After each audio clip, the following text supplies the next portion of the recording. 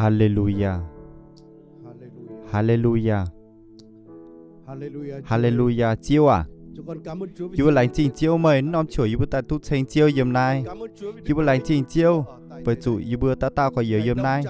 Thố mày bún xin đình đồng chạm thảo yêu như sẽ chẳng đồng chạm thảo yêu có yêu như hiếu nom chủ yêu tai yêu khoi gọi yêu hiếu muốn chiêu như vả thố chiêu như vả bún dễ yêu như sẽ chẳng bún chiêu như vả hang dụ lại nó giúp thảo yêu như bà diêu phiền hám thảo chiêu chám chân phào chiêu giang nhung nhung yêu yêu hiếu của nhùa bún yêu sẽ chẳng chiêu à nom chủ yêu dâng nó che hổ yêu chiêu như bùa chiều yêu ở tút chuối yêu mình như chào kể lên bún mình như vả giàu yêu bữa xây chẳng giàu yêu bữa có dần yêu bữa bên nhung nhung yêu bữa quy bún chiêu thì nung yêu bữa thành chiêu mày yêu bữa tên chiêu xui như bùa. Amen. Amen. Amen. Hallelujah. Lánh trình ca đoàn lánh trình bữa mình mua tỏi ở thấu bữa lôm rồi chuối gì ở.